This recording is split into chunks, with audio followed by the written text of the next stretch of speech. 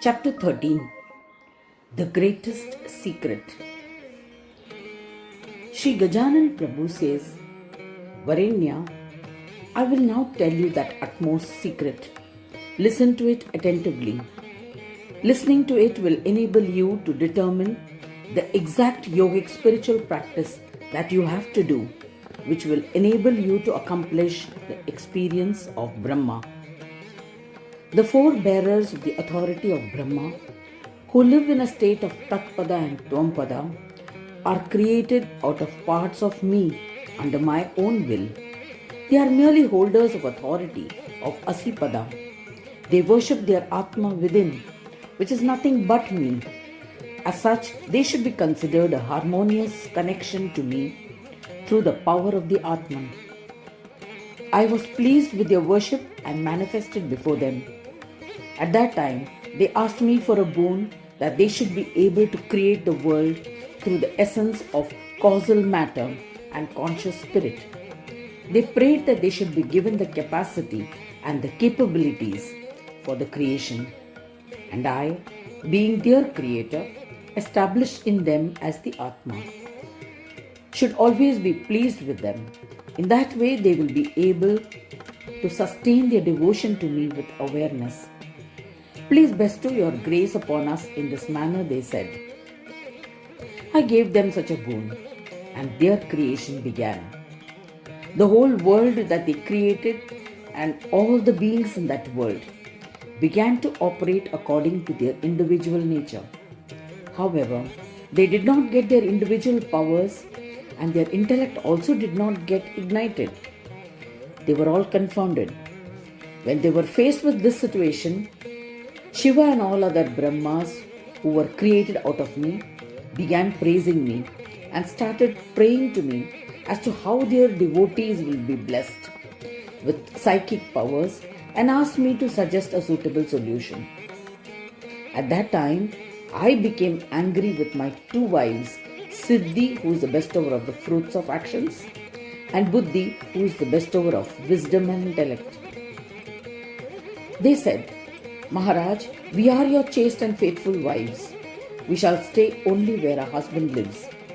The four Brahmas had worshipped you, and therefore we gave them all our powers of manifestation. But the devotees who worshipped them failed to worship you first as the eldest. Then how are we to go there? And how shall they get their fruits of action?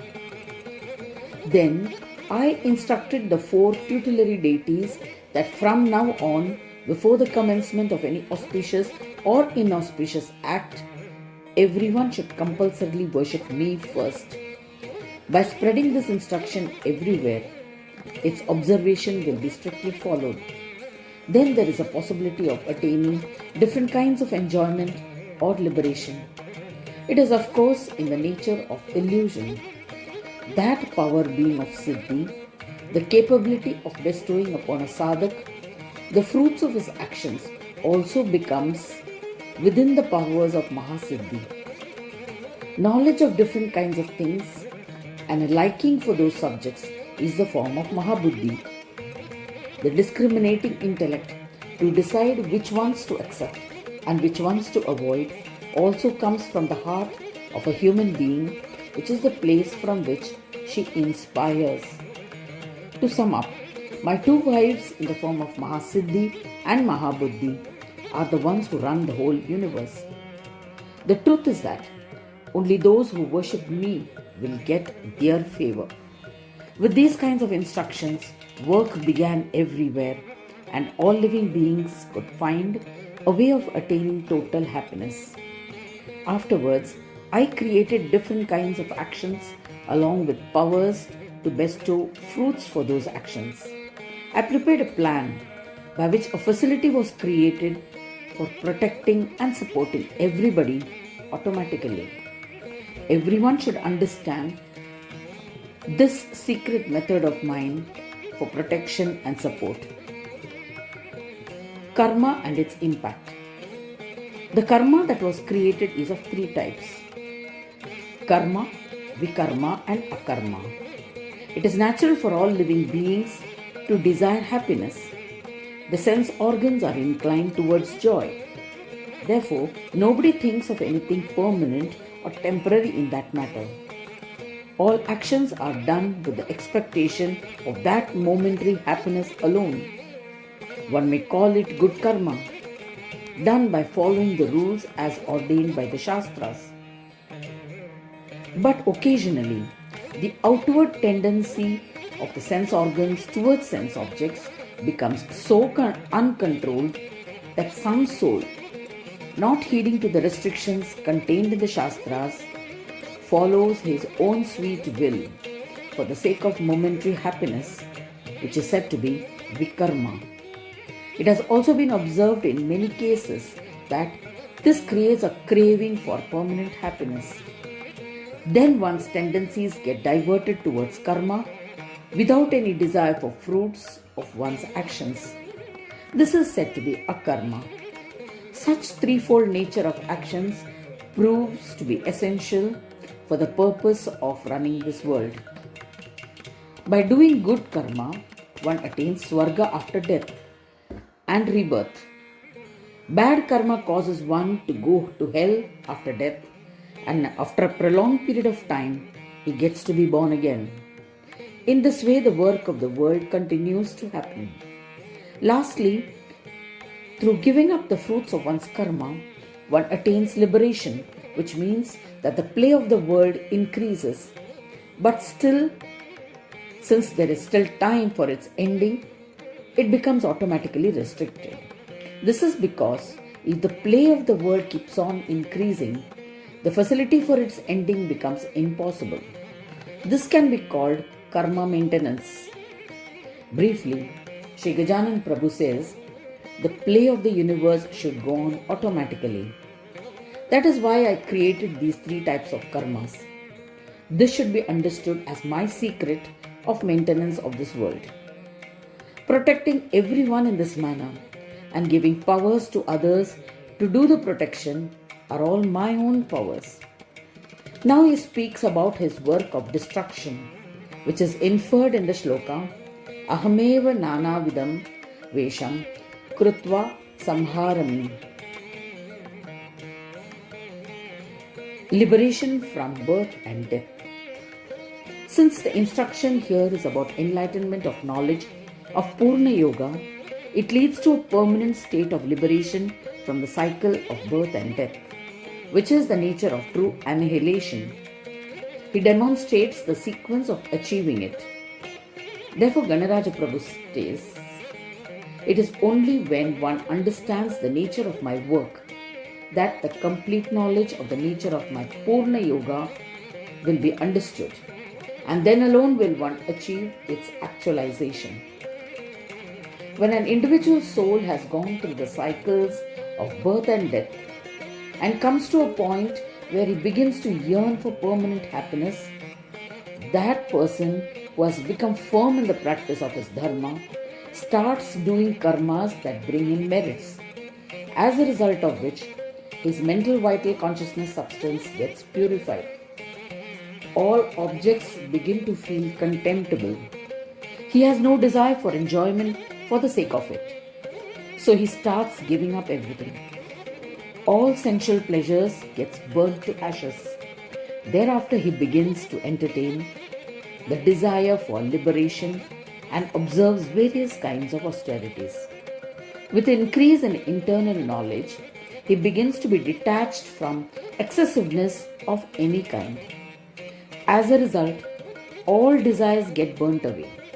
One needs to understand only the extent of fascination of the mind towards sense objects. Therefore, even desire for dharma, wealth, desires and liberation also comes under attraction for objects. If that is sacrificed, then the form of Atma shines forth in the mind, devoid of any delusions, and the absolute stillness of consciousness gets established therein, with nothing more remaining to be sacrificed. As a result, even the sacrificing tendency of the mind melts away. When single-pointedness of the mind is held onto, the eightfold superconscious meditative union happens. That is, after happening of the four types of meditative unions. The four types depend on the body, which is in the nature of Tvampada, namely reasoning, attachment, etc. And what remains as support is only the essence of Tatpada. The four types of form of Dehi gets accomplished in superconscious meditative union. This means that giving up causal matter of the nature of Tvampada, the desire for the essence of conscious spirit, which is the nature of Tatpada, emerges. And in the end, even the essence of conscious spirit melts away and Asipada gets actualized. With the actualization of the 8 types of superconscious meditative unions, the single pointedness of the mind gets absorbed. In this manner, the state of supraconscious meditative union, which absorbs the causal matter, begins. This is the essence of consciousness of Brahma, of Adi Shakti, that is, the rise of self-ascent to the state of Brahma. In other words, this is the experience of pleasure of Adi Shakti through absorption of causal matter through supraconscious meditative union. How are we to know that? Let's look at dissolution of causal matter.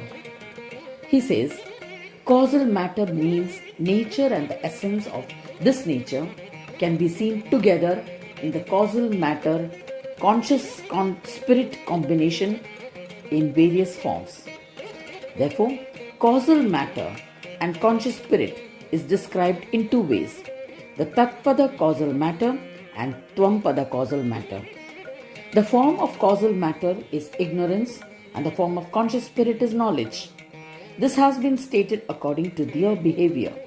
This dual nature of causal matter, being Tatpada and Tvampada, gets absorbed by way of self-ascent in the consciousness of Brahma, that is Asipada.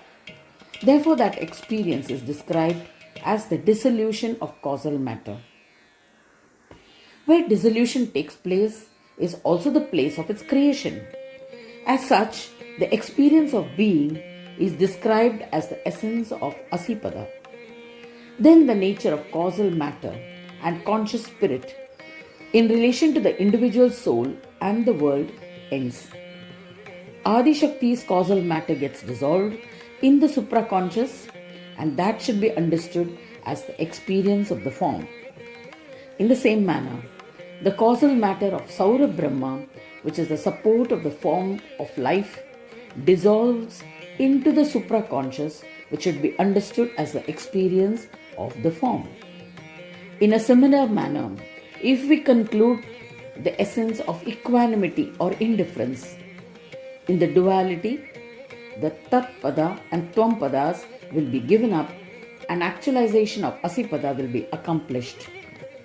This will then lead to the dissolution of causal matter of Vaishnava Brahma in the supraconscious, and the experience of the form will get accomplished. With the ending of this essence of the four Brahmas, the form of life, identity with the essence of equanimity and individuality too will be given up.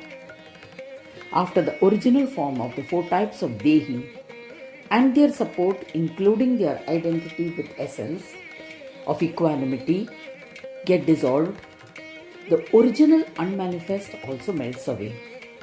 Then, with the capabilities gained through meditative union, the essence of Asipada of the unmanifest also gets absorbed into the Brahma consciousness.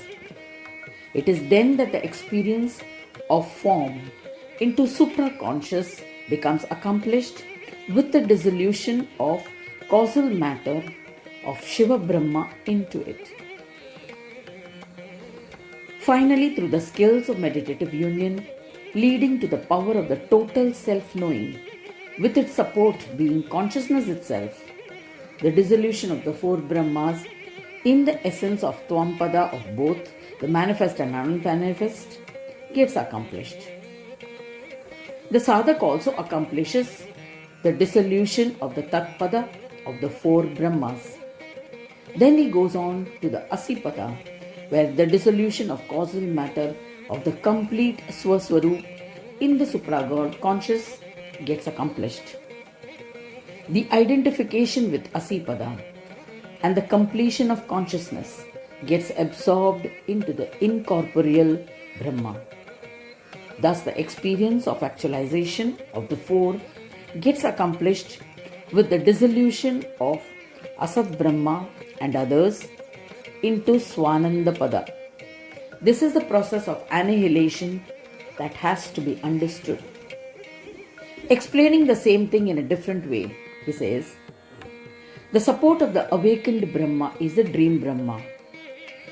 Through the strength of superconscious meditative union, the moment the dream Brahma sheds its support to the awakened Brahma, he gets dissolved. In the same way, when the deep sleep state gives up the support to the dream state, it gets dissolved. And when pure consciousness state gives up support to the deep sleep state, the deep sleep Brahma gets dissolved. When the state of liberation gives up support of pure consciousness state, it too gets dissolved, and with the loss of support of conscious self, the transcendental state of absolute independence too gets dissolved. Causal matter with her fourfold and fivefold Deha is of Tvampada, which gets completely dissolved.